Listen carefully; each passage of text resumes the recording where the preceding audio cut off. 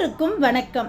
தமிழ் செம்மொழி மன்றம் பெருமையுடன் வழங்கும் தமிழ் செம்மொழி திருவிழா 2025 போட்டிகளில் பங்கேற்பதில் மட்டற்ற மகிழ்ச்சி அடைகிறேன்.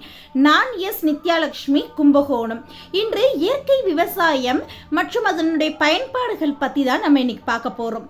மேலி பிடிக்கும் கை வேல் வேந்தர் நோக்கும் கை அப்படிங்கிற கம்பருடைய வரிகளை நம்மளால மறக்க முடியாது. உழவு பற்றியும் உழவர்களுடைய சிறப்பு பற்றியும் அழகா சொல்லியிருப்பாரு. சரி, இயற்கை விவசாயம்னா என்ன, அதனுடைய கூறுகள் என்னென்ன வரும், அந்த பயிர்களில் ரெண்டு வகையாக சொல்லுவாங்க, அது என்ன, அதுக்கு பயிரிடும் முன்னாடி சில இடைவெளிகள் இருக்கு, அது என்னங்கிறத பார்க்கலாம்.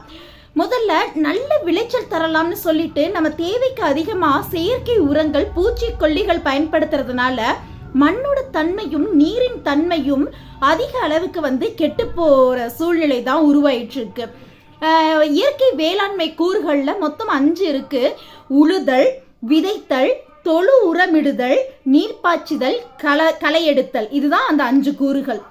அதாவது விதைக்கும் முன் நிலத்தை பண்பட உழுதல் வேண்டும்.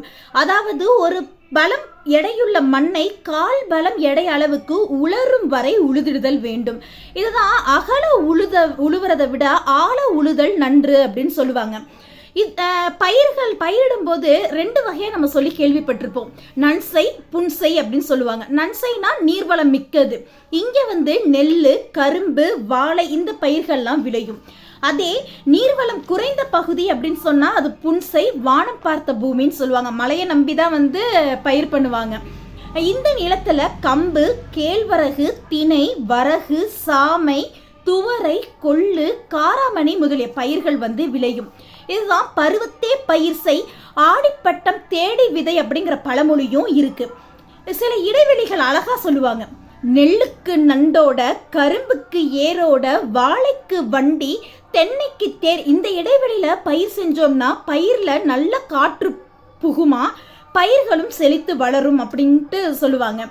பசுவிட்டேந்து கிடைக்கிற 5 பொருட்கள் அப்படின்னு சொன்னா அதான் பஞ்சகவ்யம்னு சொல்லுவோம்.